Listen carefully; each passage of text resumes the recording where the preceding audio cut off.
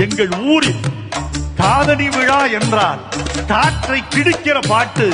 மானூத்து மந்தையில மாங்குட்டி பெத்தம்மையில.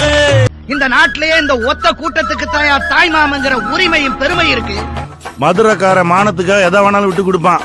ஆனா தலையே போனாலும் தாய் மாமா உரிமையை விட்டு கொடுக்க மாட்டான்.